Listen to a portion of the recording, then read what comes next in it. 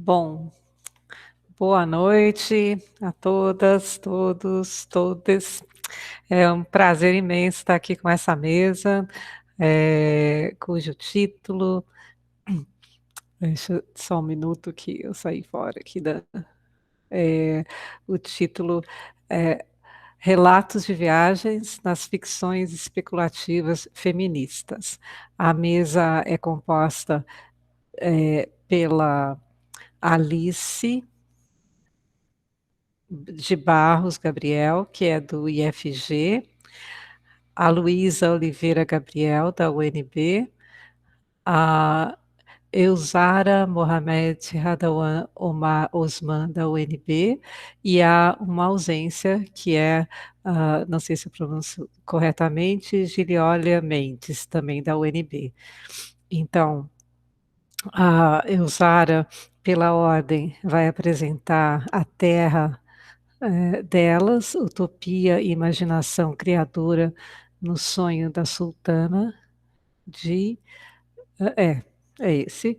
E a Alice vai falar de Perdendo a Terra, uma análise de Paradise Lost, de Ursula Le Guin. E a Luísa Oliveira Gabriel vai falar de Gênero e Trabalho Reprodutivo e Os Despossuídos, de Ursula Le Guin. Me parece claramente que há aqui um grupo de trabalho, né, sobre o tema, então eu gostaria que vocês fizessem a apresentação de vocês, assim, brevemente, antes de cada fala, e do grupo, porque evidentemente vocês conversam bastante entre si, né? A Alice eu já conheço do GT de Filosofia e Gênero, né? E de outros eventos, o Fifi, se não me engano. Então, pela ordem, primeiro é a Eusara, por favor. Boa noite a todas e a todos. Muito obrigada, Carla, pela introdução e também pela organização do evento. Realmente, nós fazemos parte quase de um coletivo, nós somos doutorandas e mestrandas da filosofia da Universidade de Brasília. Eu e a Alice somos orientandas pelo Ilan Bensussam. A Luísa está na história, mas compunha com a gente um grupo... Não é na história, Alice? Na psicologia. Ai, desculpa! Imagina. Desculpa, Luísa.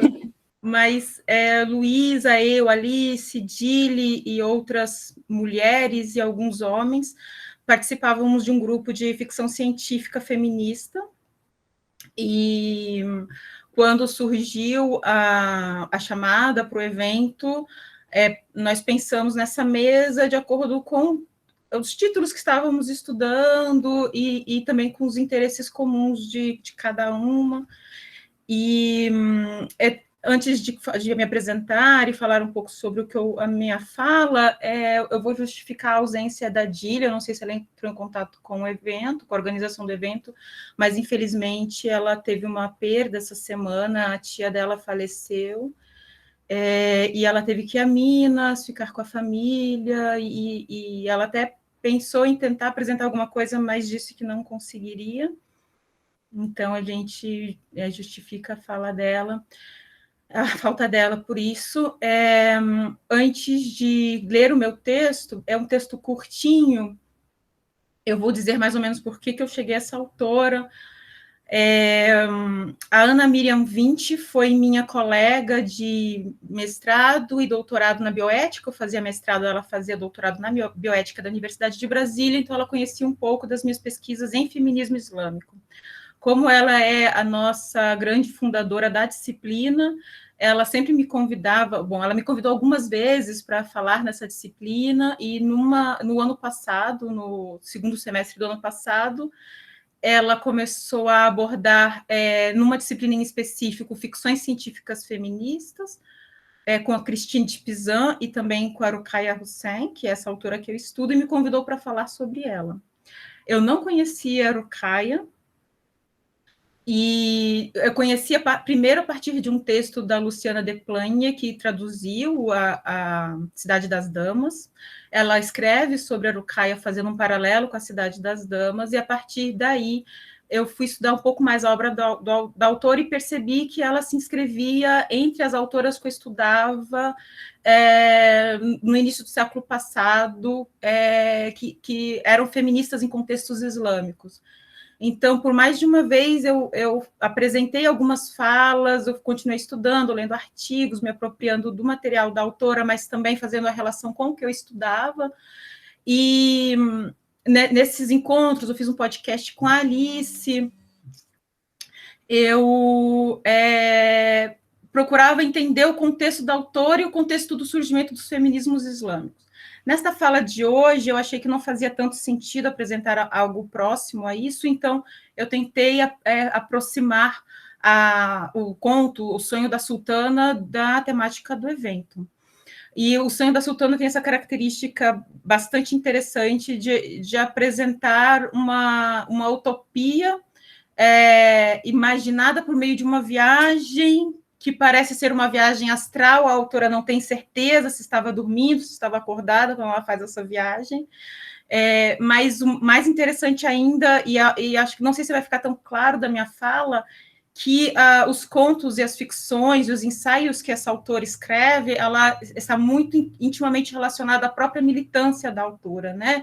Na fundação de escolas, na fundação de associações. Então, eu vou tentar falar um pouco sobre isso, né? Que não é apenas uma utopia, mas talvez se aproxime de uma imaginação criadora.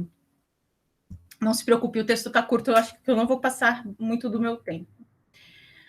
A obra de ficção científica O Sonho da Sultana, escrita no âmbito da especulação feminista por Ruqaia Sakhawat-Hussein, no início do século XX, é um mote para falarmos sobre o movimento de mulheres no início do século passado em contexto islâmico, seja aquele referente a uma nova e profícua produção intelectual, seja dos movimentos sociais dos quais elas foram autoras e ou partícipes. Hussein é uma mulher muçulmana bengali, nascida no Sudeste Asiático, na Grande Índia colonial, na região do que hoje seria Bangladesh. Considerada uma importante expoente dos assim chamados feminismos de primeira onda, em contextos islâmicos, as suas obras de ficção científica, ensaios, poesias e contos a tornam uma figura de grande relevância para as insurgentes demandas por igualdade de gênero na região, sendo ainda hoje uma personagem importante do feminismo para o Sudeste Asiático, compreendido por Índia, Paquistão, Bangladesh, Sri Lanka, Afeganistão, Nepal e Mianmar. Ruqaia orientou sua militância por meio de 3 frentes: a literária, a política e a educacional, tornando-se assim figura icônica em Bangladesh. 9 de dezembro, dia do seu nascimento, é comemorado como dia da grande escritora, ativista e reformadora que foi a autora. No entanto, apenas na década de 1970, a sua obra e memória começam a ser redescobertas enquanto objeto de estudo sobre as mulheres indianas que escreviam e militavam pela questão das mulheres. Hussein é considerada uma reformista muçulmana, ou a primeira escritora feminista muçulmana, quando o título de reformista não era concedido às mulheres, em sua maioria iletradas, em um momento no qual as mulheres apenas começavam a questionar o sistema patriarcal no qual estavam inseridas. Hussein será também a formuladora da tese de que a emancipação feminina junto ao neopatriarcado nacionalista indiano, bem como frente ao poderio colonial, só seria possível pela educação das mulheres, uma vez que apenas tendo condições de desenvolverem suas máximas aptidões, elas estariam aptas a contribuírem para o desenvolvimento da nação. Neste sentido, sua obra propõe-se a questionar a legitimidade do colonialismo político britânico e pretende desmontar a ideia de que a civilização na qual ela se encontrava deveria ser solapada em substituição à cultura do colonizador. Mas também sua escrita é pioneira em outro aspecto apenas antevisto nas últimas décadas do século passado, naquilo que se convencionou chamar de novo revivalismo dos feminismos de mulheres muçulmanas. Pois bem, Em 1905, data da publicação de seu conto na The Indian Ladies Magazine, Ruqaia teve um sonho. E em seu conto de ficção científica chamado O Sonho da Sultana, ela adormece refletindo sobre as condições das mulheres indianas em sua Bengala colonial. Na incerteza de estar dormindo ou acordada, Ruqaia é transportada para um reino não tão distante assim.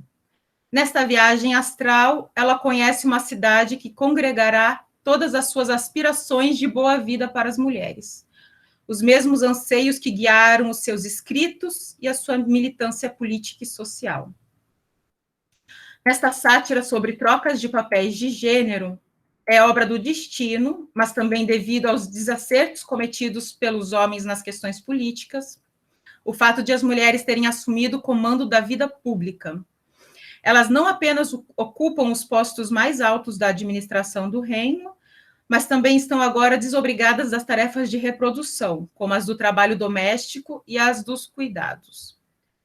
Finalmente, uma inversão há muito tempo cometida é agora sanada. Os agressores e violadores não estão mais às soltas pelas ruas, enquanto as mulheres isolam-se em suas casas. É instituída, assim, a Mardana, em referência a Zenana, o regime de Purdá, que congrega institutos, espaços e vivências, desde onde as mulheres isolavam-se das vistas dos homens que não os da sua família. Mardana é uma referência à palavra Zenana. Zenana seria o espaço privado do feminino, Mardana é um neologismo para espaço privado do masculino. Com a instituição da Mardana, as mulheres estariam seguras de toda e qualquer violência masculina, pois os homens estariam em seu devido lugar, presos à casa, confinados ao espaço privado, pois, como nos diz uma das personagens do conto, a irmã Sara, não seria prudente manter as pessoas sãs dentro de um asilo e soltar os loucos. Na assim chamada Terra delas, ou como no original em inglês, Ladyland, o reino é comandado por uma mulher, referência não estranha à própria história política da Índia, e onde duas reitoras de universidades garantem a vitória sobre a guerra por meio do uso da razão, da sabedoria e da invenção de artefatos tecnológicos. Inventos estes anteriormente chamados de pesadelos sentimentais pelos homens, mas que dão ensejo ao fim de uma longa guerra sem o derramamento de nenhuma gota de sangue. E bem, a tomada do controle político pelo gênero feminino nessa terra onde ela se encontra, né? A cidade cujas mulheres estão no comando progride científica e tecnologicamente por meio da educação formal, pelo aprimoramento das habilidades pessoais de suas cidadãs, tornando-se a única que conseguiu erradicar doenças epidêmicas, onde a carga horária de trabalho não ultrapassa as 2 horas diárias, onde a energia solar é a fonte de recurso energético, o transporte é feito por meio de carros voadores para que não seja necessário construir ferrovias, as ruas e os jardins florescem pelas ruas limpas, a força física vale menos que o intelecto, e onde não há mais crimes, pois os homens não mais circulam. E como não há mais crimes, juízes e policiais são desnecessários. A idade mínima para o casamento é 21 anos, as pessoas sabem apreciar e cultivar a natureza, e, finalmente, a religião é baseada no amor e na verdade, pois assim responde irmã Sara quando perguntada pela sultana sobre qual era a sua religião, sobre qual religião ela professava. Essa utopia tecnológica científica foi construída pelo autor em 1905. Enquanto descreve uma sociedade progressista e avançada científica e tecnologicamente, a autora não deixa de apontar em seu conto para o fato de que tais conquistas, se provenientes de usurpação colonial, não seriam nem adequadas ou justas. Mais de uma vez no conto, Ruqaia aponta para uma ética de Estado que não restitui refugiados políticos, que não faz negócios com os países que praticam a zenana, que é a exclusão das mulheres do espaço público, e pois, entre aspas, não invejam outras nações, mas procuram mergulhar fundo no oceano do conhecimento. Para a compreensão contemporânea sobre as irracionalidades cometidas pela ciência colonial iluminista, na acepção de Bhattacharya e Iradar, dois autores que estudam a obra de Ruqaia, o sonho da sultana pode nos dar a impressão de que absorve, sem espírito crítico, a concepção de que a progressividade da ciência se seguiria o avanço civilizacional. Isso porque, segundo os autores, entre aspas, os primeiros esforços da Sociedade Asiática, fundada em Calcutá em 1784, visavam investigar e corrigir o conhecimento indígena por meio da modernidade iluminista que os britânicos trouxeram ao colocar ênfase nos métodos, sistemas e avanços que poderiam ser aplicados a essas formas de conhecimento pré-existentes à ciência.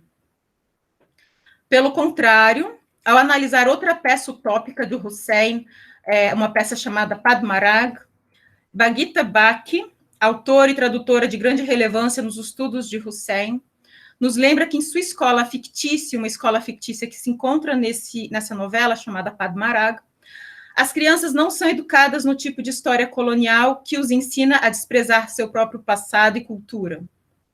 Ruqaia combina em sua obra e em sua militância tanto um discurso sobre a relevância da educação das mulheres, a absorção dos conhecimentos técnicos científicos ocidentais e a proposição ontoepistêmica das comunidades colonizadas que estavam lutando para se desfazerem do colonialismo e ir em busca de seus próprios projetos emancipatórios. Husserl situa-se assim como uma crítica do que eu tenho chamado de razão colonial. Um bom exemplo sobre isso encontramos também na obra em análise, O Sonho da Sultana, em referência àqueles inventos que eu citei, produzidos pelas mulheres nas universidades femininas existentes na terra delas, na Lady Land. E aqui não custa lembrar a inexistência de universidades para mulheres no ano de 1905. As universitárias, no caso, descobrem como manipular a energia solar e como retirar a água das nuvens, evitando os efeitos devastadores das monções, por exemplo, né? No entanto, por não considerarem esses inventos como acúmulo de poderio bélico, instrumentos de acúmulo, né, os homens os chamam de pesadelos sentimentais, conceito que tenho pensado como uma espécie de foraclusão aquilo que as mulheres vêm produzindo no campo do pensamento, do feminismo, ou mesmo aquilo que se refere ao trabalho feminino, literário, de militância. Os pesadelos sentimentais, os artefatos em questão, serão os utilitários responsáveis para que as mulheres transformem Lady Land no melhor lugar para ser mulher desde então. E, mais uma vez, aquilo que o marido na vida real de Ruqaia, da autora, Ruqaia Hussein, chamou de uma terrível revanche, a exclusão masculina do âmbito público, apresenta-se ironicamente nessa ficção científica utópica. Diz a sultana, que maravilha, bati palmas, e agora estes orgulhosos senhores estão tendo seus próprios pesadelos sentimentais. Para Bhattacharya e Iradar, no artigo intitulado Pesadelo Sentimental, Ruqaia recoloca a questão do avanço científico por meio de uma recriação estética e harmoniosa da ciência. Talvez pretendendo dizer que se as mulheres estivessem engajadas em pesquisa e produção científica, poderíamos assistir ao desenvolvimento de uma racionalidade estética onde a ciência estivesse a serviço do bem comum. A obra de Husserl insere-se assim na tradição de obras de especulação científica feminista que retoricamente recolocam a pergunta e se. Para Alice Gabriel, e a Alice Gabriel que está hoje com a gente na banca, nessa mesa, ao analisar em seu artigo Terra de Homem Nenhum, o romance de Joanna Russ, The Female Man, obra utópico feminista da década de 70 dos Estados Unidos, o e se também pode ser pensado num lugar de não binarismo. Dito de outro modo, e se um planeta do futuro, onde não houvesse gênero ou hierarquias de gênero, quando a oposição cessasse de existir, fosse possível imaginar o que seria o feminino? O que daí adviria? ao que Rucaia parece também se perguntar e nos perguntar: e se as mulheres recebessem educação e participassem da vida pública tanto quanto os homens? E se o patriarcado do salário, como na acepção de Federici, fosse abolido? E se fosse possível viver numa comunidade onde o gênero masculino fosse colocado na mardana ou fosse totalmente segregado da comunidade? E se as mulheres não tivessem sido silenciadas pelos últimos séculos? A pergunta em si, Rucaia não responde de forma peremptória. A autora vai paulatinamente questionando os estereótipos relacionados ao gênero feminino, de que não são tão inteligentes ou tão aptas à vida pública quanto os homens, ou de que precisariam da força física para vencerem uma guerra, uma vez que o grande poder que possuem à disposição é o uso do cérebro. Ela nos diz na obra, né? O cérebro das mulheres pode ser menor que o dos homens, mas um elefante tem um cérebro maior do que o cérebro do homem e nem por isso comanda a raça humana. Mais ainda, nos diz irmã Sara, os cérebros das mulheres são um pouco mais rápidos que os dos homens. E aqui encontramos outro paralelo interessante com a obra de Russ, onde as mulheres possuem o poder da mente à sua disposição para executarem os trabalhos que exigiriam força física. Os homens, ao serem destituídos de seu lugar de poder, não possuem talentos nenhum para além daquele com os cuidados da casa e com as crianças.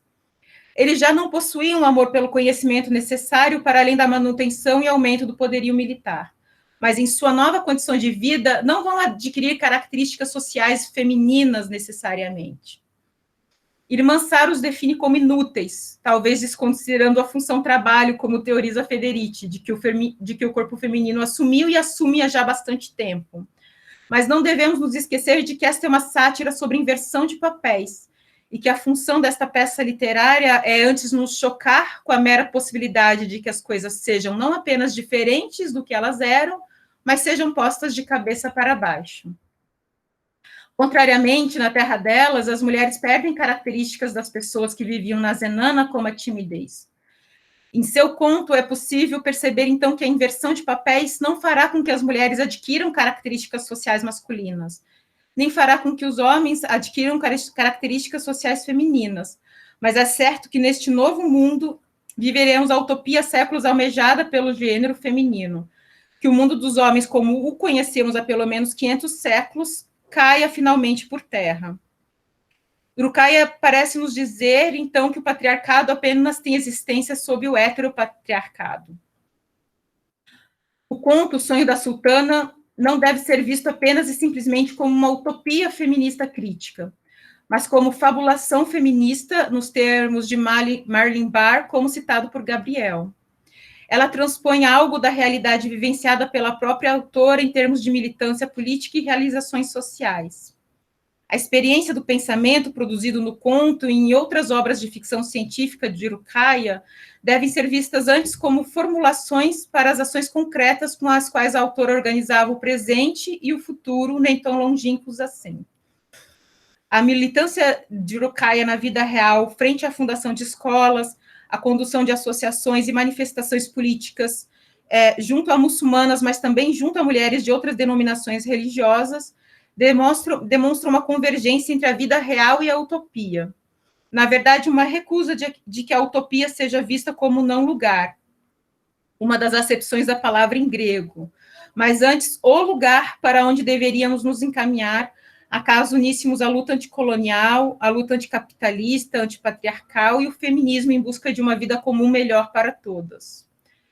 Junto a Luciana Deplane, tradutora da utopia protofeminista medieval A Cidade das Damas, de Christine de Pizan, inserimos O Sonho da Sultana no compêndio das centenas de obras utópico-feministas produzidas pelas mulheres nos últimos séculos. Mas enquanto projetos emancipatórios situados em relação ao projeto civilizatório único, entendemos necessário reconhecermos o substrato que enseja a formulação de cada um deles, suas especificidades históricas e demandas localizadas, a fim de nem negarmos possibilidades liberatórias do centro, nem buscarmos uma via humanista ou pós-humanista que seja universal. Já acabei a leitura do texto, Não sei se eu consegui deixar muito clara a inter-relação da produção literária da autora com a produção de obras utópico-feministas, com a produção militante, dentro de um contexto de colonialismo, de tentativa de buscar práticas emancipatórias científicas, mas também locais. E eu acho que o mais incrível em relação a essa autora é essa capacidade, eu acho que é uma lucidez muito grande no início do século passado de entender, né? Este novo mundo que vem chegando, mas também resistir ao que não interessa e acolher o que interessa. É isso, gente, obrigada. Nós que agradecemos. E a gente vai ouvir agora a Alice, vocês são irmãs, e depois a Luísa. São, na parte da apresentação, o mesmo sobrenome. E, enfim, depois nós discutimos ao final, tá bom? Obrigada. Boa noite, gente. Eu queria agradecer a organização do evento e, como Zara falou, né, a gente fazia parte desse grupo de discussão de ficção científica feminista que se articulou no ano passado, logo que a pandemia aconteceu, né? Eu e Zara fazemos parte do grupo de pesquisa do professor Ilan Ben-Suzan, o Anarcai, e esse era um dos tentáculos do Anarcai no ano passado, né? Então a gente se debruçou sobre 3 livros, dois da Octavia Butler, né, que fazem parte da trilogia de Xenogênese, e depois a gente se debruçou sobre o Despossuídos, sobre o parentesco, a Luísa é minha sobrinha, e estava engajada nesse grupo com a gente também, discutindo as autoras e os temas que as autoras traziam, né? Bem, eu vou ler o texto e acho que vai dar bom. Então, chama-se Paraíso Perdidos. Vamos lá. A história de Paradise Lost, de Ursula Le Guin, é uma experiência de pensamento. E se os seres humanos partissem numa expedição para colonizar outros planetas? O conto se desdobra em Discovery, uma nave de proporções espantosas, com uma tripulação de 4.000 humanos que se desloca para um planeta distante. Diferente de outras histórias de viagem interplanetária, não há em Paradise Lost o recurso à viagem em velocidade superior à velocidade da luz ou a animação suspensa da tripulação. Não interessa a Le Guin explorar os meandros técnicos científicos da viagem interestelar, mas interessa a ela contar a história de pessoas que conhecem somente a jornada. Pessoas cujo mundo conhecido é a segurança de uma nave cuidadosamente planejada para garantir sua sobrevivência confortável. A sobrevivência confortável de 12 gerações de humanos, mais do que o necessário para o sucesso de sua missão, uma vez que se calcula que a 6ª geração de humanos de Discovery habitará a nova Terra, a que chamam de Sindhu. O controle reprodutivo é necessário para o sucesso da expedição. A população deve ser mantida num número ideal para garantir que haja condições de sobrevivência para as gerações que são necessárias para que Discovery atinja seu objetivo, né? Sei lá, imagina se eles começassem a se reproduzir fora de um número ideal, provavelmente os recursos, né, da nave não seriam suficientes. Mas também o controle reprodutivo é mantido buscando uma variedade genética entre a população. Nesse contexto, nós somos apresentadas a 5 Liu Xing, que faz parte da 5ª geração de humanos em Discovery, como bem diz o nome dela, né, 5 Liu, e ela é a personagem principal da trama. O 5, como eu falei, indica que ela é da 5ª geração de humanos nascidos na nave. O nome Liu indica sua filiação. Xing é filha de pai, ou seja, ela é filha de uma pessoa, né? Cada pessoa tem direito a se reproduzir, a ter um filho, que vai substituí-lo, né, nesse número ideal, que são os 4.000 tripulantes. E isso significa que os homens têm que fazer acordos políticos com as mulheres para que elas concordem em gestar os seus filhos, né? Então, ela é filha de Liu Yao, um personagem que está cuidando das plantas da nave. Cada pessoa pode ter apenas um filho, de maneira a manter um número estável de passageiros. E o conto vai acompanhando Sing de sua infância até a terceira idade. E a história dela é a história do capítulo final da nave. A criação de Bliss e a tentativa de sobreviver em Sindicil, né? Vou falar logo do que seja, daqui a pouco, o que seja Bliss. Aos 14 anos, Sing escreve o seguinte poema: o avô do meu avô caminhou sobre o céu, em outro mundo. Quando eu for avó, dizem, eu posso andar sob o céu, em outro mundo. Mas eu estou vivendo minha vida agora, com alegria em meu mundo, aqui no meio do céu. E esse poema vira um fenômeno, né? Porque ele fala um pouco sobre o processo. Discovery é tudo que a população já pôde experimentar como mundo. E aí eu cito o conto numa tradução tosca, né? Porque ele não está em português. Como estavam protegidos e como estavam protegidos? Mais seguro do que qualquer príncipe protegido ou filho mimado dos ricos jamais estivera. Mais seguras do que qualquer criança jamais esteve na terra, sem vento frio ou calor intenso para suar, sem praga, sem tosse, febre ou dor de dente. Sem fome, sem guerra, sem armas, sem perigo. Nenhum perigo de nada no mundo, exceto o perigo em que o próprio mundo estava. Mas isso era uma constante, uma condição de ser e, portanto, difícil de pensar. Exceto às vezes em sonho, as imagens horríveis.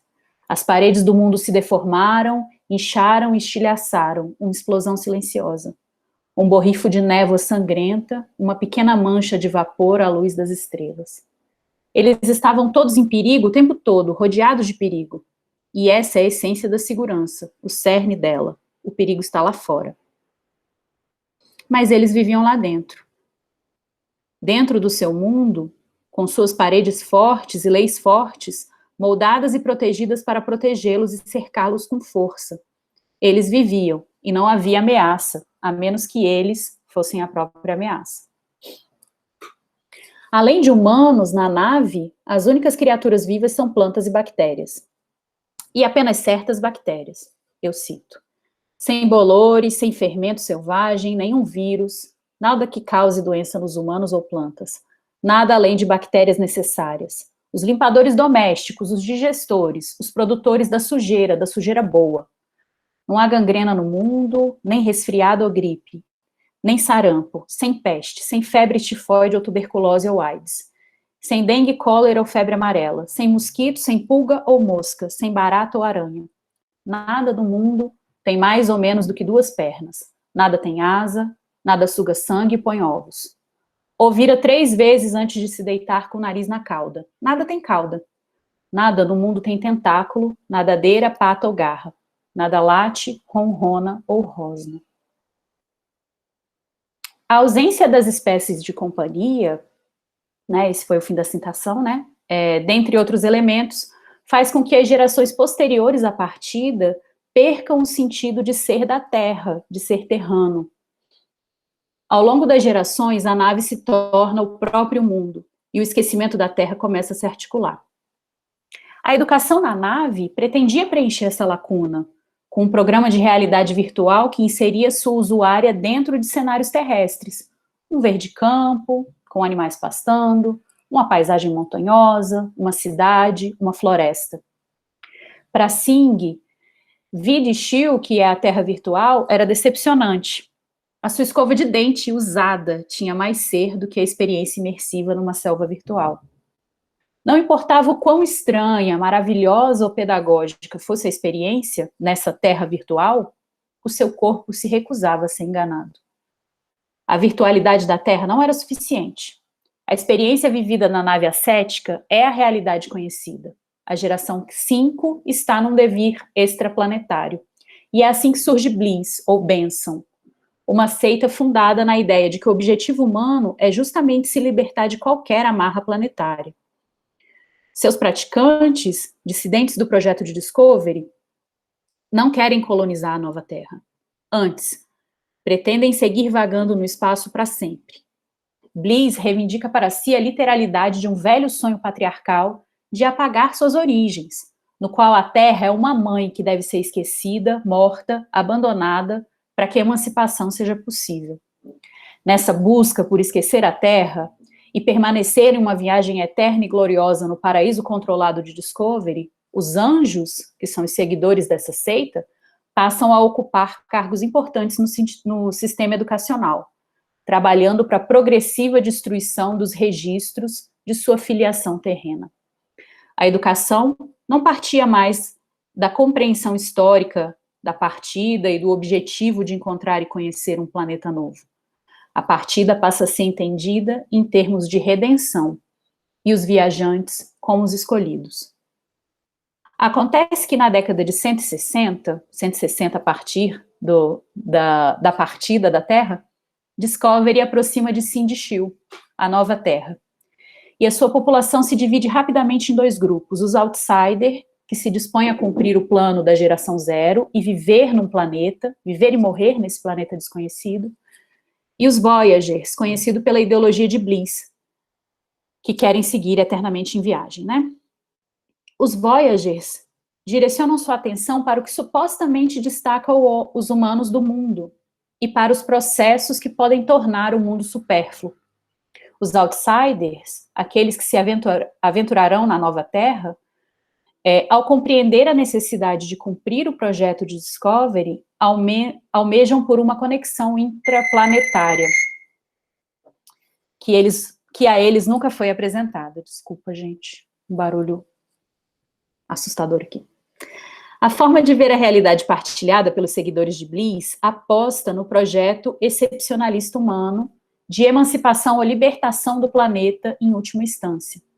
Esse projeto é identificado por Débora Danowski e Eduardo Viveiros de Castro nos seguintes termos: o excepcionalismo humano é um autêntico estado de exceção ontológico, fundado na separação autofundante entre natureza e história. A tradução militante desse dispositivo mítico e a imagem prometeica do homem conquistador da natureza, o homem como aquele que, se emergido do seu desamparo animal originário, perdeu-se do mundo apenas para melhor voltar a ele como seu senhor.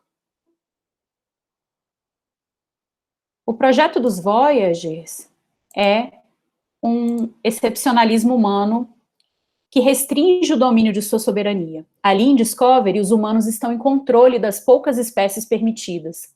A perda do mundo da viagem interplanetária é o local no qual o exercício de controle total se dá. A dinâmica de controle total em Discovery fica mais aguda quando somos apresentados para a vida em Sindicil, a nova Terra. A vida em que os Outsiders devem se submeter a novos arranjos ou perecer. Mas para os Voyagers, seguidores de Bliss, os humanos pertenceriam ao futuro, da mesma forma que os animais pertencem ao passado. A vida submetida ao controle total da nave é o paraíso a que almejam. Nos termos de Haraway, eles acreditariam que o ser humano é algo que está de um dos lados da grande divisão, do lado contrário das demais espécies. Eles se emanciparam da Mãe Terra através de um edenismo tecnológico. São desenraizados e, portanto, livres. Anna Tsing aponta que as ciências herdam das religiões monoteístas uma história sobre o controle humano da natureza, que alimenta suposições sobre a autonomia humana. As ecofeministas já apontavam nessa direção desde os 1970. O discurso épico da modernidade de controle humano da natureza. Sabemos que nem Tsing nem Le Guin são inocentes dessas leituras. Né, a teoria feminista e também a imaginação especulativa, elas têm se alimentado, né, mutuamente. Confabulação, para sacudir o termo de Barr, produção coletivada como unidade de pensamento, a troca como estrutura epistêmica. Teoria e ficção é o ofício das coletoras, como diria Le Guin, e é da coleta que nascem novas conexões. Tsing, como Donna Haraway, busca apontar a importância da dependência interespécie. Descrevendo os fungos como espécie de companhia, e lembrando que o conceito de simbiose, de uma conexão que é interessante para os autores nela envolvidos, foi proposto para falarmos dos líquens, essa associação entre fungos e algas, ou cianobactérias. Diz Tsing, a alga alimenta o metabolismo através da fotossíntese e o fungo possibilita a vida em condições extremas. Parafraseando Haraway, é possível dizer, o líquen é a nossa ontologia. A vida na Terra só é possível porque essas redes interespécie, cuidadosamente tecidas, se constituem, da mesma forma que acontece com os líquens, né? Nós somos redes interespécies. Nós somos holoentes, que é o termo que Haraway coleta de Lynn Margulis. As criaturas se interconectam estabelecendo arranjos simpoéticos. É um argumento ontológico, né? As criaturas individuais não precedem suas relações, elas se constituem umas outras. Simpoiesis, diz Haraway, significa fazer com, explicando que nada faz a si mesmo, nada é realmente autopoético. Tudo no universo compõe com. A natureza humana é uma relação interespécie, diz Tsing. Nossas percepções modernas separam as ciências, impedindo muitas vezes uma visão distinta desse processo de vir a ser numa rede tecida por várias espécies. O exemplo que Tsing dá é da domesticação de espécies de cereais. E o seu exemplo pode contribuir para uma visão renovada da técnica, para além do puro excepcionalismo humano, em direção a uma percepção composicional, né? Onde a agência não é puramente do humano, mas das outras espécies que com ele compõem. Esse exercício de reconhecer a composicionalidade da vida é o exercício que os novos habitantes de Sindhi-Shu devem cultivar. O exemplo da Tsing é o milho, né? E ela vai dizer, contamos a história de como o milho veio a ser em sua forma atual, pressupondo a ação unilateral do humano sobre o milho, como se tudo no planeta pudesse ser classificado em dois conjuntos, os humanos e todo o resto. Essa visão é resultado de uma ficção, a ficção moderna do excepcionalismo humano, cujo extremo é exemplificado nos seguidores de Bliss na história de Le Guin. Mas a Tsing nos leva a pensar como a domesticação dessa planta teve impacto na humanidade, que arranjos culturais foram tecidos em torno do consumo humano de milho, que teias enredam a coevolução do Homo sapiens e do Zé Maíz. Como a agricultura produziu um excesso com o qual as pessoas tiveram que lidar, criando condições de possibilidade da acumulação, da propriedade privada, da organização em classe e da estrutura social. E que impacto essa técnica teve em nossa organização? Os Voyagers, no texto de Le Guin, se apegam ao que entendem ser mais humano do humano, a sua liberdade. Transcendendo o domínio do planeta, completamente desterrados, eles se recusam a vir a ser em novas companhias numa nova terra. Também não lhes interessa o retorno à terra original. Para eles importa a viagem como desconexão, o voo livre num parentesco puramente humano. E um dos anjos diz o seguinte, os Zeros, que é a primeira geração da nave, simplesmente não entendiam como eles poderiam. Eles pensaram que éramos pecadores demais para vivermos no céu para sempre. Eles eram da terra e não podiam evitar. Então pensaram que teríamos que ser da terra também, mas não somos. Como poderíamos, se nascemos aqui no caminho? Por que desejaríamos viver outra vida que não essa? Eles tornaram essa vida perfeita, eles nos enviaram para o céu. Eles fizeram um mundo para nós, para que pudéssemos aprender o caminho para a vida eterna e a bem-aventurança. Como poderíamos aprender em algum tipo de mundo feito de terra, lá fora, desprotegido, não guiado? Como podemos continuar no caminho verdadeiro se deixamos ele? Como podemos alcançar o céu parando em uma terra? Ao fim do conto, no ano de 164, no dia 93, Discovery chega a Sindhi-Shu, a nova Terra. 904 pessoas escolhem viver e morrer naquele planeta. Acostumados a um ambiente estéril, a ausência completa de animais, encontram a realidade de um novo planeta. Criaturas, estou citando, né? Havia criaturas por toda parte. Esse mundo foi feito de criaturas. As únicas coisas que não estavam vivas eram as rochas.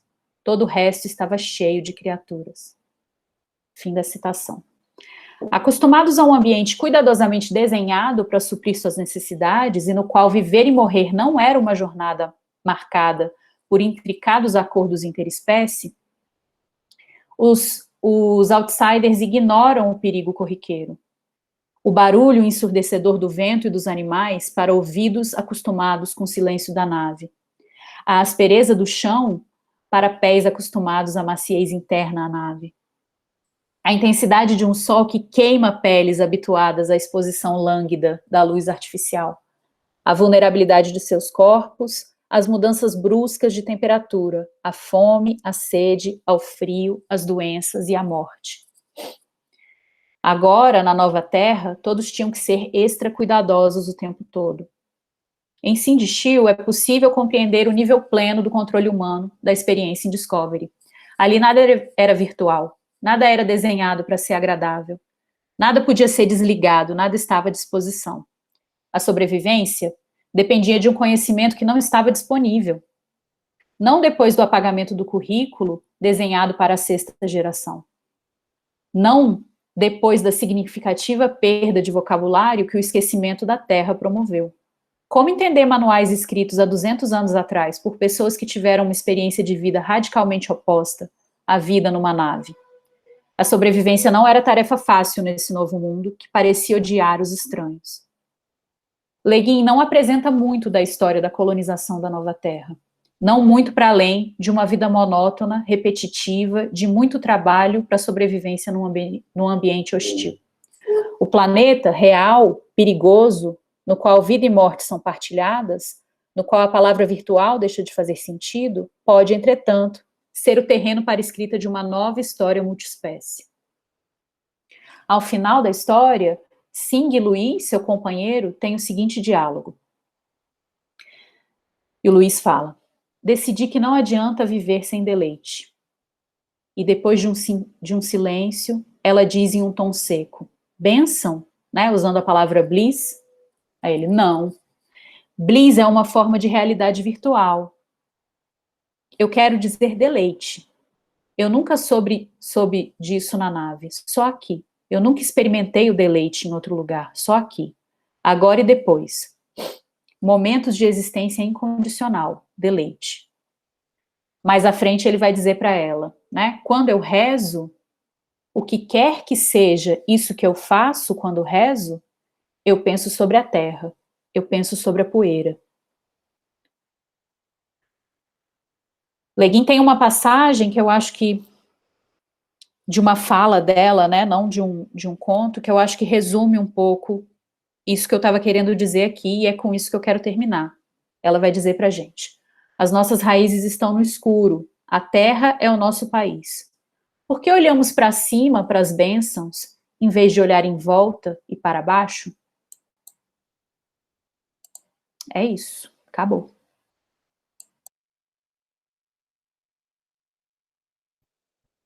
Fascinante, Alice. Muito legal. A gente vai ouvir a Luísa e depois vamos às questões. Mas obrigada por trazer toda esse corpo teórico, né, das feministas, ecofeministas, né, em particular. Muito incrível. Luísa, por favor. Eu sou Luísa, obrigada pela organização. Eu sou estudante de graduação da psicologia, eu estava no grupo com a Zara e com a Alice, né? Então eu peguei uma obra que a gente leu juntos no grupo e discutiu, que é Os Despossuídos, né, da Ursula Le Guin. Então, o enredo da obra, Dos Despossuídos, né, se passa num sistema de 2 planetas irmãos, que mesmo sendo muito próximos espacialmente, que é tipo um lua do outro, eles são polares opostos política, econômica e socialmente. Um deles, Anarres, é um anarquia sindicalista, e o outro, que é o Urras, não sei, mais especificamente o país, Aió, é capitalista. Aí dentro desse universo, o Chevek é um físico de Anarres, e também é a primeira pessoa a sair desse planeta, desde que ele foi ocupado, né, em direção a Aió. Então a narrativa do livro é estruturada de uma forma que esse contraste entre os dois mundos, tanto literalmente quanto simbolicamente, entre os quais o Chevek representa o elo, estão sempre presente de forma muito explícita, seja dentro da própria história, nos diálogos, nas impressões dos personagens sobre o mundo, seja na própria estrutura física do livro, que intercala um capítulo em Anarres antes da viagem, né, escrevendo Chevette, e outro depois da viagem em Aió. Então, essa configuração de viagem utópica ao contrário permite que a gente experiencie, pelo intermédio do próprio Chevette, um sentimento de estranhamento em relação à nossa própria realidade, que faz com que a gente, né, inicie um processo crítico de naturalizar e refletir a respeito dos mais diversos aspectos da nossa realidade. É meio que acontece com o distanciamento brechtiano nas artes cênicas. Ao mesmo tempo, que mostra pra gente uma possibilidade do que pode ser, uma, entre parênteses, discutível utopia, né? Um desses aspectos é a questão dos papéis de gênero, que eu foco mais nessa fala. Em 1.0 da Revolução, a Silvia Federici argumenta que a divisão sexual do trabalho, no formato que assume atualmente, nada mais é do que um produto do capitalismo. E, assim, o papel de dona de casa, desempenhado pelas mulheres, é uma forma de trabalho não remunerado, e por não ser remunerado é invisibilizado e cruelmente disfarçado de natureza feminina, de amor. Esse trabalho é essencial para a manutenção desse sistema econômico, e foi nomeado trabalho reprodutivo, né?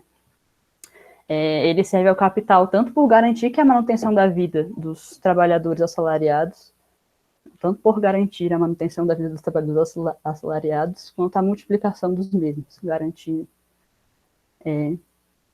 ambos sem nenhum gasto por parte tanto das elites do Estado. E acorrenta os próprios trabalhadores assalariados aos seus patrões, com menos condições de barganha, já que a sobrevivência da esposa, dos filhos da família, se torna sua responsabilidade. Então, coisas como a organização da família nuclear, a sexualidade, a natureza feminina, nessa perspectiva, são tiradas dessa esfera da natureza e são trazidas para a arena de disputa política. Então, na partir dessa perspectiva, eu proponho uma análise dos papéis de gênero presente na nossa sociedade atual, usando esse contraste de realidade e utopia, que é encarnado na figura do Chevette, para estruturar o argumento. Durante a narrativa, um dos primeiros momentos que acontece esse contraste entre os dois mundos é logo no primeiro capítulo, num diálogo entre o Chevette e o médico Iota, que está atendendo ele na nave durante a viagem para Urraz. Por ser o primeiro contato entre pessoas dos dois planetas desde a colonização de Anarres, a conversa é basicamente uma tentativa dos dois lados de conhecer melhor a cultura um do outro e checar rumores, tipo, ver se o que um ouvia sobre a realidade do outro era verdade.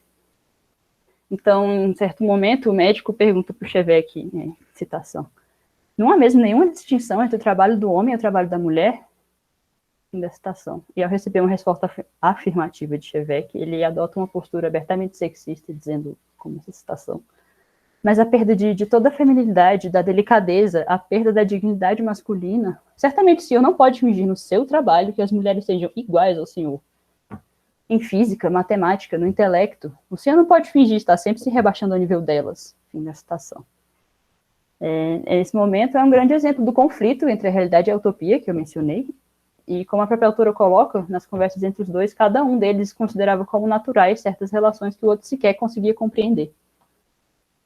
Nesse caso, tanto a forma com que os papéis de gênero são colocados como atributos naturais e biológicos, quanto a maneira com que eles são postos como opostos e complementares entre si, numa forma quase maniqueísta, né, na feminilidade como a negação da masculinidade e vice-versa, são bem escancaradas. Partindo do conceito da fábrica social, que consiste basicamente na ideia de que, a partir de uma certa fase de desenvolvimento capitalista, as relações capitalistas se tornam tão hegemônicas que toda relação social é subsumida pelo capital, e a extinção entre sociedade e fábrica entra em colapso. Então, a sociedade converte-se em fábrica e as relações sociais tornam-se diretamente relações de produção.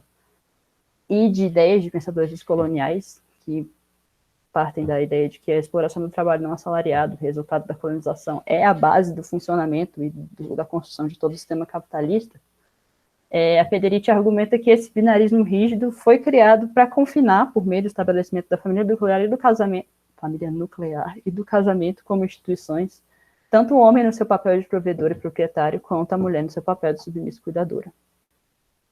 Nesse cenário, mesmo que os homens, enquanto trabalhadores assalariados, sejam sim explorados por causa da questão da mais-valia e etc., O fato deles receberem o salário significa que eles são parte de um contrato social explícito, o que garante para eles uma visibilidade e uma legitimidade para a disputa política, além de uma autonomia no acesso a produtos e a experiências até, mesmo que limitado no momento, de novo. Já as mulheres que foram delegadas desse trabalho de reprodução, né, que é o complexo de atividades e relações por meio da quais nossa vida e nosso trabalho são reconstruídos diariamente, elas têm seu trabalho completamente invisibilizados, considerados inclusive como um não trabalho, como uma atividade completamente oposta e externa às relações capitalistas. Então, qualquer luta por melhor condições de trabalho é vista como uma falha individual, como, está reclamando. E o suprimento das necessidades materiais dependem de um homem ou de um segundo ou terceiro emprego. Nos despossuídos, essa relação é bem expressa na Universidade de Aió, que tanto o corpo docente quanto o discente inteiro é composto por homens, e para os pontos de Cheveck, eles têm todo o tempo disponível para os estudos e só para os estudos. Essa condição, para ser sustentada, necessita que alguém que não está ali presente alimente esses homens, mantenha eles vestidos, supra suas necessidades afetivas e sexuais, mantenha a casa limpa, cuide dos filhos, enfim, faça todo o trabalho que esses homens precisam para sobreviver dia após dia. Essas pessoas são as mulheres. Assim fica evidente o quão indispensável é o trabalho reprodutivo para manter qualquer sistema econômico funcionando e o quanto os donos de empresas e o Estado lucram quando colocam a responsabilidade de cuidar da mão de obra que o sustenta nas mulheres e não as pagam por isso. Então, a emancipação das mulheres, muito mais do que ser simplesmente a introdução no mercado de trabalho assalariado,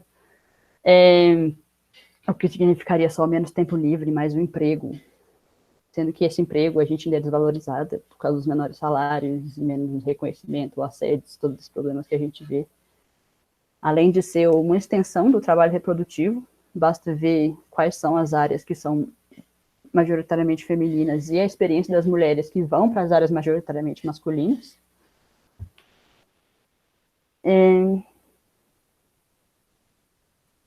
Ou a transferência desse trabalho para as costas de outras mulheres mais pobres, em geral não brancas, que trabalham em condições ainda piores.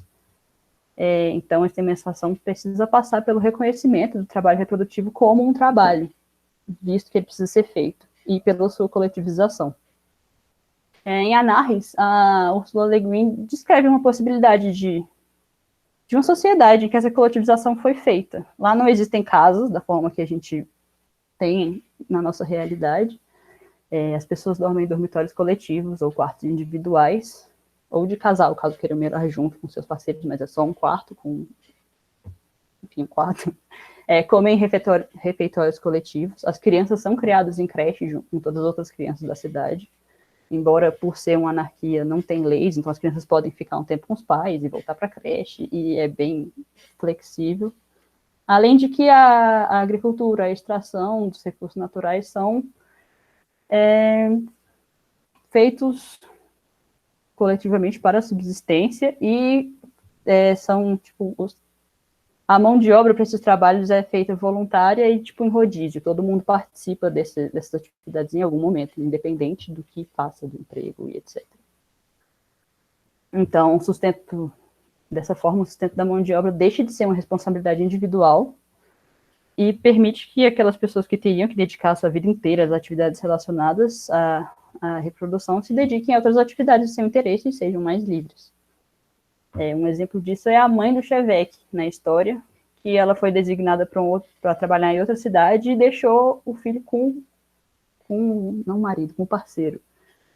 E isso traz um choque de realidade, porque é a mãe indo embora, não o pai, e mostra como essa divisão sexual do trabalho não existe em Anarres.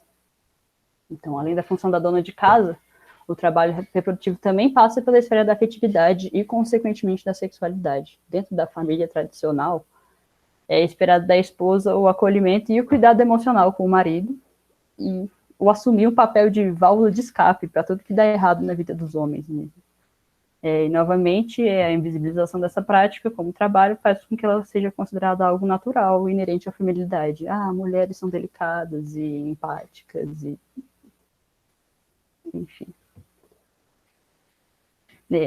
Como eu disse antes, isso inclui também a sexualidade, visto que o sexo é a licitação, vendido para nós como outro do trabalho, um espaço de liberdade no qual presumivelmente podemos ser quem realmente somos, uma possibilidade de conexões íntimas e genuínas em um universo de relações sociais no qual somos constantemente forçados a reprimir o que desejamos.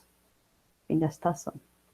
Contrariando esse mito, temos as estatísticas que mostram que grande parte das mulheres cisgênero e heterossexuais tem um baixo nível de satisfação sexual, o que se deve principalmente ao fato de que a sexualidade é um trabalho. O proporcionar prazer para o homem, com o intuito de ajudá-lo a descarregar o estresse do dia a dia, de ter que se preocupar constantemente com sua aparência, já que isso está dentro do que é esperado, dentro dos pré-requisitos para o trabalho, né, dos requisitos. Tudo isso depois de o dia inteiro trabalhando em casa.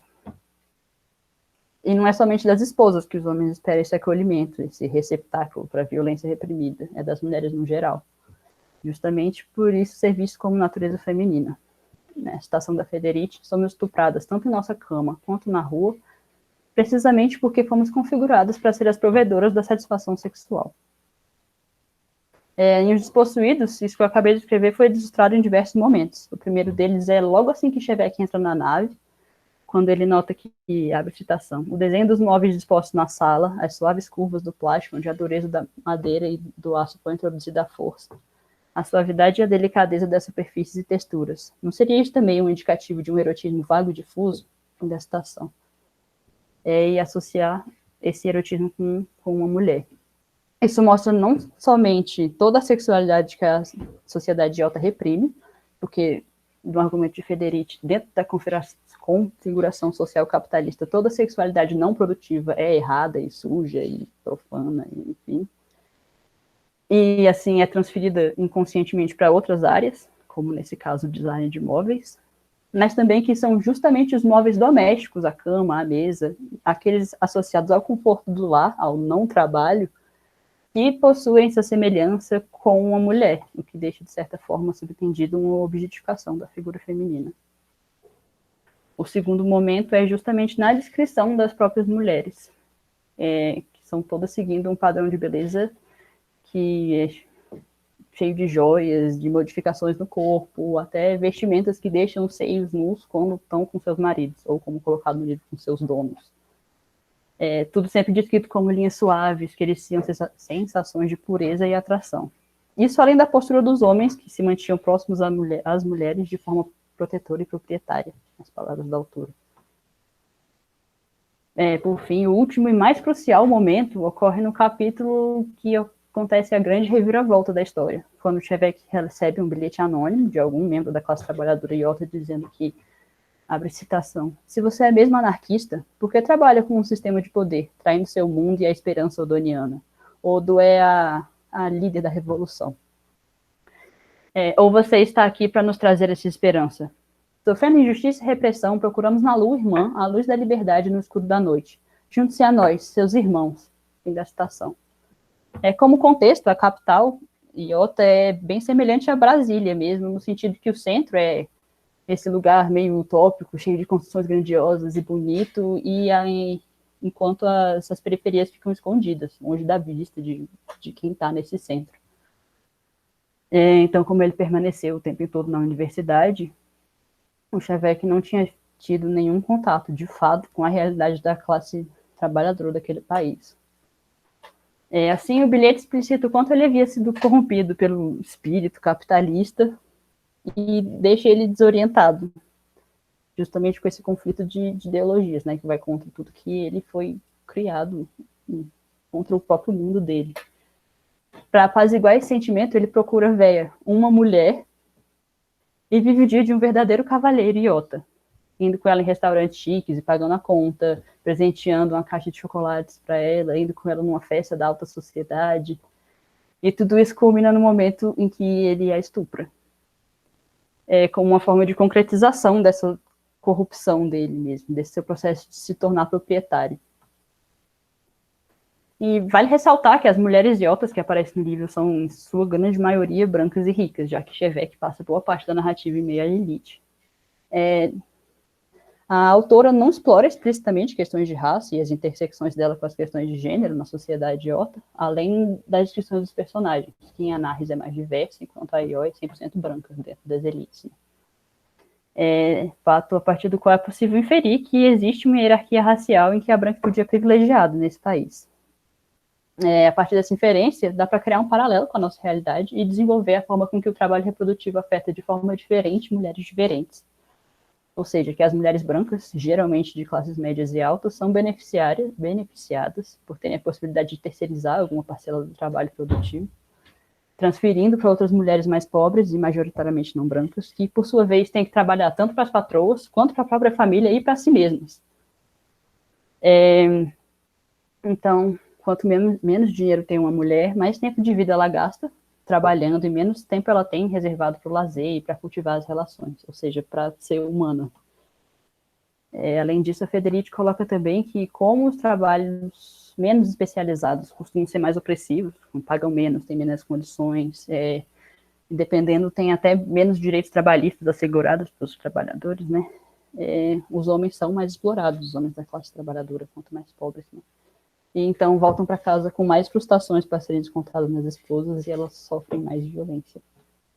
Então, um resumão da obra, minha apresentação discutiu que as questões relacionadas ao trabalho reprodutivo podem ser observadas na obra Os Despossuídos, da Ursula Le Guin, em que ocorre uma viagem tópica ao contrário, que serve como ferramenta narrativa para trazer à tona aspectos da nossa realidade que já estão tão enraizados que a gente nem percebe que acontece, ou se percebe e acha que é natural, biológico, enfim. Nesse sentido, para pensar a condição das mulheres, eu utilizei o pensamento da filósofa Silvia Federici, em 1.0 da Revolução, que argumenta que todos os atributos associados à feminilidade são, na verdade, um desses mecanismos sociais que funcionam por debaixo dos panos, justamente porque beneficiam a burguesia, já que garantem que serviços essenciais para a criação e manutenção da vida dos trabalhadores sejam garantidos gratuitamente. Por fim, embora não estejam tão explícitos assim na história dos despossuídos, eu trouxe como a questão de reprodução não pode ser pensada de forma separada de questões de raça e classe e até de nacionalidade, se for pensar em imperialismo e tal, mas enfim. Muito obrigada, Luísa. Trazer Silvia Federici também. E tem aqui não é bem uma questão, é Keila cumprimentando vocês. E tem sim uma questão, mas eu também queria fazer um comentário sobre o gênero narrativo, não tanto o gênero, mas o gênero narrativo. Mas antes, deixa eu reunir aqui o que ela diz. Eu estou quase não enxergando, mas o dia inteiro na frente da tela, meu olho está assim, estou precisando tirar o óculos.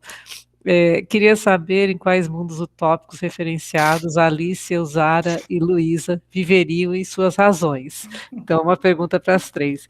Eu vou fazer uma pergunta para as três também. Então, sobre o gênero narrativo, que a Luísa falou em utopia ao contrário, né? E assim, eu calhou, né, de uma época eu ter me apaixonado pelo tema, e estudei muito a utopia do Thomas More, né? E aí fui mais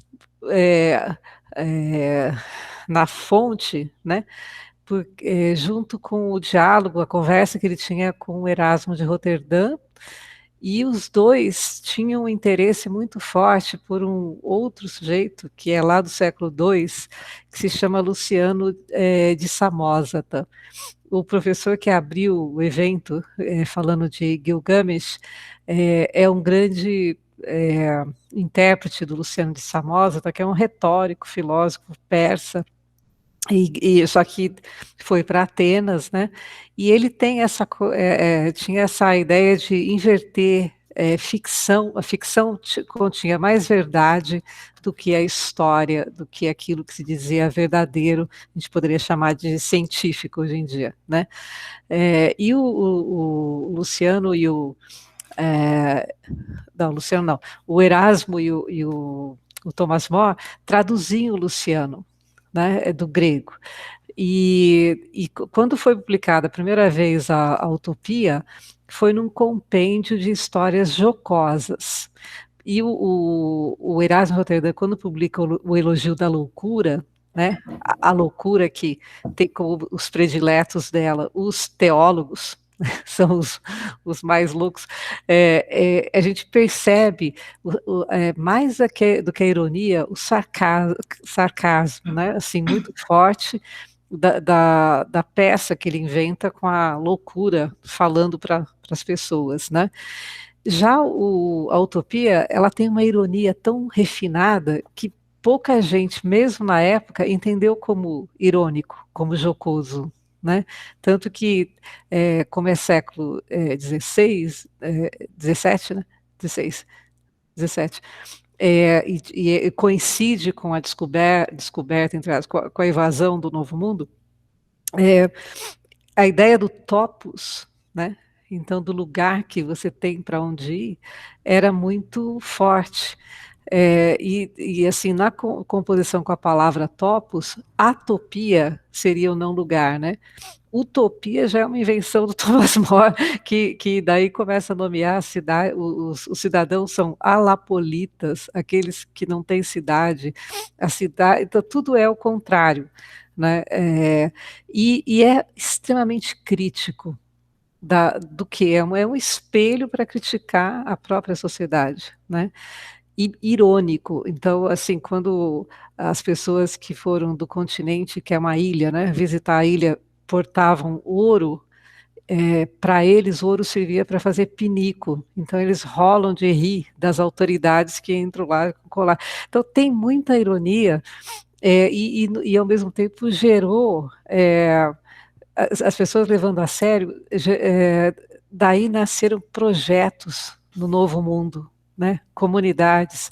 Então ganhou um significado positivo que depois a distopia destrona. Né? E a distopia geralmente é uma utopia também, porque dentro dela tem lá uma figura que é, que é positiva, no meio do negativo, né? Mas mostra que, enfim. E aí tem também na ficção científica a ucronia, né? Como já não tem mais espaço, no Novo Mundo já não existe, então é o tempo, no tempo que o projeto de uma outra sociedade se realiza, né? Aí quando vocês falam das feministas, e aí eu penso no pós-humano, né? Da amiga da Haraway, que é a Braidot, e o diálogo que elas têm, e na Tsing, na Ana Tsing, né, então, assim, é outro tipo, né, eu nem sei como nomear, eu queria perguntar, tem algum outro nome, né, dentro dessa perspectiva da ampliação das espécies e tirar o homem do centro, colocar o gato, o cachorro, colocar os animais, colocar a natureza, e nesse sentido também, a visão que a Elzara traz, né, que parece muito forte do colonial, né? Então, como casar, né, aquilo que é descolonial ou decolonial com o ecofeminismo, pensando nessas narrativas que eu nem saberia mais como nomear, mas que estão nesse veio, né? E por fim, se tem ironia, se vocês detectam essa ironia fina ou não, né? Se elas relaxam um pouco o leitor, as leitoras, etc.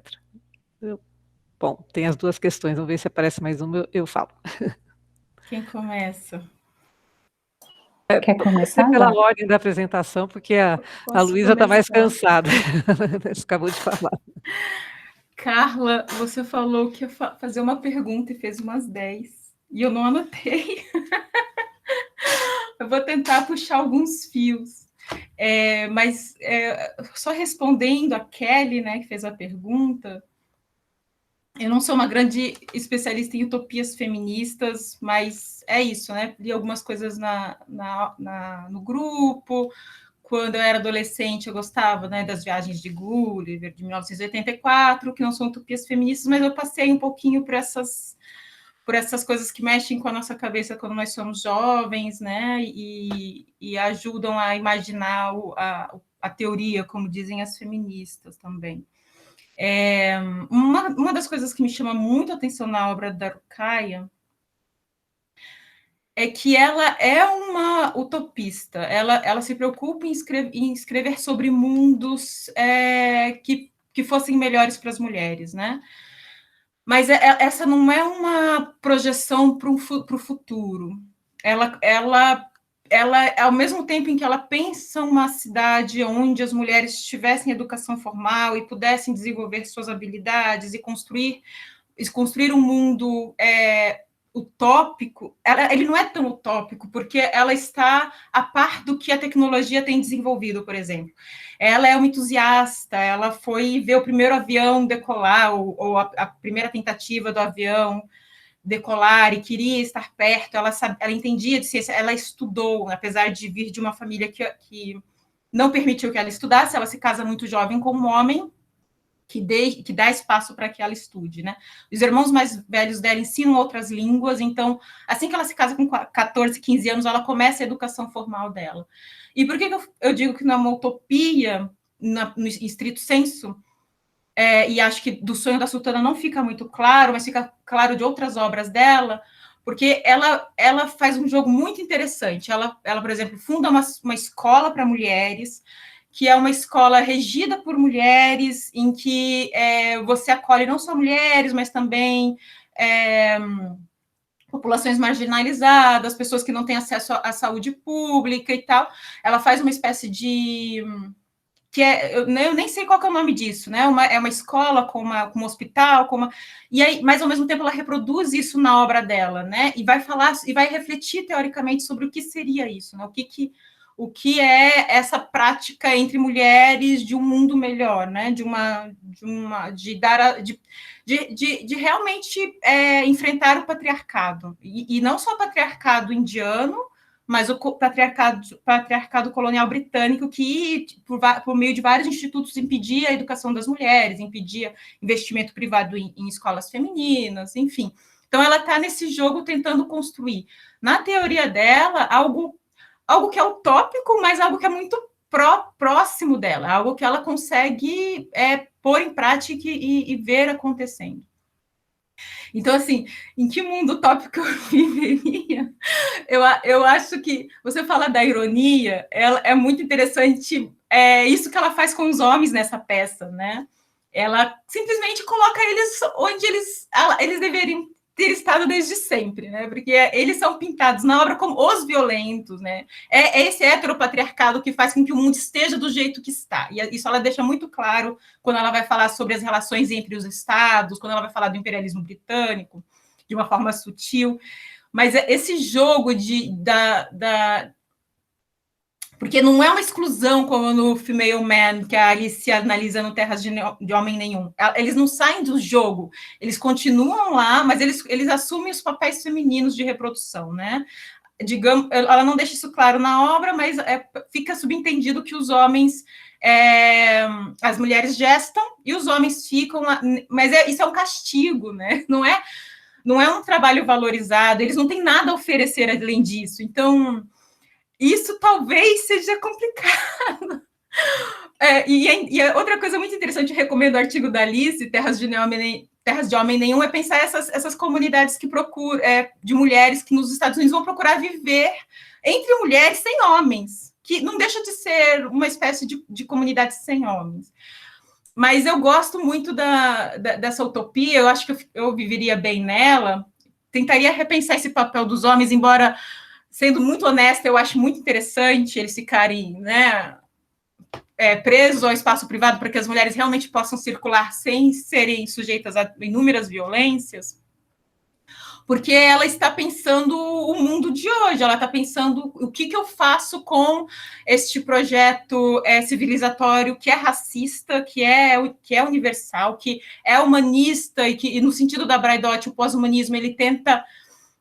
Não ser um inumanismo, ou então ser mais que humano, ele tenta sair dessa chave humanista, que é da chave binária, né? Ela está nesse imbróglio, ela está entendendo o que acontece ali, e ela está num lugar, talvez, de privilégio epistêmico, que é ser a colonizada, né? Que é ter que pensar não só desde um lugar de poderio, de detentora da categoria do humano, do homem e da mulher, mas também pensar o que eu faço agora, desde este lugar, com essas categorias que me chegam com a ciência colonial, que isso fica bem claro, né? O que ciência é essa que vem e que nos dita o que é os modos do pensamento, né? Quais são as formas de saber. E aí ela está buscando saídas pela ficção utópica, pela escola que ela funda na obra dela, pela escola que ela funda na vida real, pelas matérias que ela quer ensinar. Então, assim, eu gosto dessa ideia do tópico ser não lugar, né, mas ser o lugar para onde a gente se direciona, pensando o que é o que a gente tem hoje, a gente tem que encarar o que a gente pode fazer a partir disso. E aí, citando a Isabelle Stangueres, ela vai falar, olha, é muito fácil pensar um mundo que já está vendido, né? Por que a gente não se responsabiliza e vamos pensar um mundo que é possível, que eu acho que é um pouco que ele se quis trazer com a ideia dos terranos, né? Voltar ao aterramento da Le Guin. Mas não sei se eu respondi o que você perguntou. Mas eu vou deixar as outras falarem um pouco. Acho que sim, depois a gente volta, mas acho que sim, Alice. Eu ainda estou ainda estou pensando aqui, né? Em que mundo utópico. Se fosse pensar esses três mundos aqui, né? Não sei se são três, na verdade.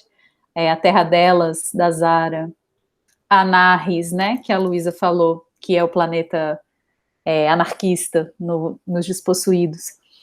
E eu acho que no conto que eu apresentei, no Paradise Lost, você tem duas utopias, né? Porque você tem a utopia de total controle humano, que é a nave, do ponto de vista dos seguidores dos anjos, né? Aquilo ali é o melhor dos mundos, é um mundo sem doença, é um mundo sem sofrimento, né? É um mundo... E você tem a utopia de reconexão, né? Com a Terra, em Sindicil. Eu não sei, dessas quatro utopias, eu acho que, apesar da escassez, eu ficaria com a Anarres, que a Luísa apresentou, né? Que eu acho que é incrível. E pensando o conceito de utopia, a Le Guin fala muito sobre isso, né? Falava muito sobre o conceito, escrevia muito, para além dos contos dela, ela escrevia muitos ensaios, ela fez muitas... palestras sobre a ideia de utopia, e era um conceito que ela meio que não era tão interessante, né? Tanto é que o Despossuídos, o subtítulo é uma utopia... Como é, Luísa? Uma utopia... Agora eu já esqueci. Uma utopia estranha, uma utopia... sei lá. Tem um subtítulo, assim, que brinca com essa ideia, porque essa ideia não é interessante para Le Guin. No site da Morro Branco tem um conto dela que se chama Aqueles que se afastam de Homelas, ou Aqueles que abandonam Homelas, em que ela vai justamente trazer essa noção de qual é a distopia que habita dentro de uma utopia, né? A ideia de que, bem, a utopia de um é a distopia de outros, né? E esse conto que eu trouxe, ele traz um pouco disso, né? A utopia da Bliss é o desespero dos outsiders, e o contrário também se dá. No Aqueles que se afastam de Homelas, acho que ela é mais incisiva nisso, né? Porque a vida boa, ela implica um sofrimento brutal de uma pessoa, né? E eu não sei, o conceito de utopia não é um conceito que ela goste, né? Ela trata dele em vários textos. Ela tem um texto em que ela chama atenção para ideias de como a colonização foi uma utopia de controle, como a colonização devasta... ela está pensando justamente na Califórnia, né? Ela era filha de um antropólogo que estudava um pouco as comunidades indígenas remanescentes na Califórnia. E essa história da colonização e do devastamento da cultura indígena impactava muito ela, e impacta a obra dela. Então, uma parte importante desse conto é ela falando sobre as pessoas nomeando as coisas no novo mundo. E ela tem um texto em que ela reflete sobre os nomes esquecidos da Califórnia, né? Que nomes as coisas tinham na Califórnia e que esses nomes que não existem mais. Porque a colonização veio e fez uma utopia, né? Uma utopia no sentido de terra arrasada e de construção de uma outra coisa, né? De uma outra coisa que esquece essa produção, essa cultura, essa vida, que estava por lá, né? No sentido colonizador, né? Exato. Então ela tem um pouco de problema com esse conceito de utopia, né? O que não acontece, a Zara estava falando desse artigo, né? Esse artigo do Terras de Homem Nenhum, não acontece na Joanna Huss, por exemplo, né? Ela faz um desenho de uma utopia. É uma utopia que veio a existir depois de muita violência, mas ainda assim é uma terra idealizada. Eu não vejo na Le Guin a idealização de um lugar maravilhoso, o melhor lugar, o bom lugar. Eu não vejo isso. Ela está sempre muito consciente dos mundos que ela cria. E ela está sempre muito consciente das questões, acho que as questões ambientais são as questões que movem, né, a ficção dela, né? Então, sei lá, em Anna Hess tem toda essa coisa da tentativa do cultivo do planeta para repor a vegetação, então tem toda essa... Sempre tem um subtexto ecofeminista, me parece, né, nos textos da Le Guin. E daí eu também já não sei se eu respondi ou se eu desviei. Muito bom, Alice, obrigada. E a Luísa, onde você viveria? Sobre qual que eu viveria, eu acho que seria a Anarres também, justamente por ser, como a Zara falou, a que já tá pronta, né? A utopia já tá lá, você só tá lá com o negócio, o bonde já andando. Mas é interessante trazer essas várias utopias que tem, que mostra justamente como a utopia não é uma coisa só, que como a Alice falou,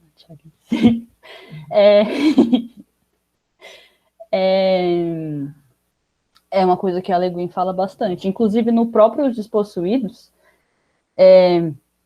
chega um momento que o Chevek, ele se encontra com uma classe trabalhadora lá de Aió, e aí ele participa de uma greve e tal, começa a ser perseguido, e aí ele entra em contato com a Embaixada da Terra.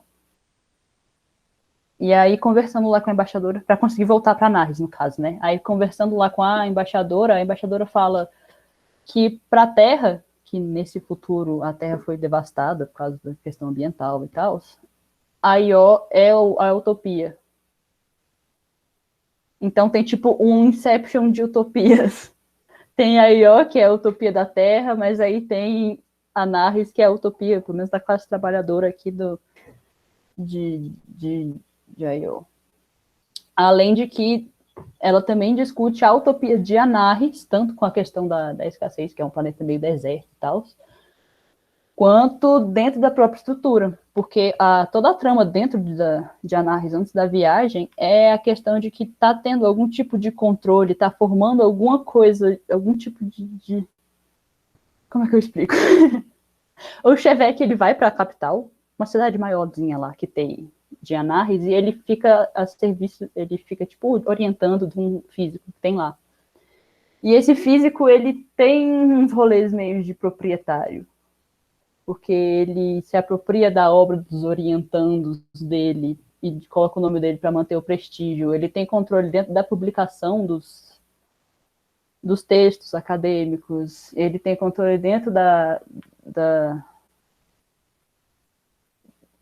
galera lá que decide as viagens as viagens interplanetárias. Então, o Chevek, essa viagem para fora de Anarres é justamente uma forma dele questionando esse pequeno controle fora da instituição, porque não tem instituição, mas controle mesmo assim dentro da utopia anarquista.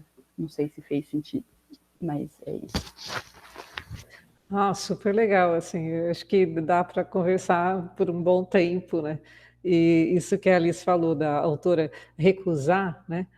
porque eu acho que a utopia ela ganhou as cores de um totalitarismo também, né?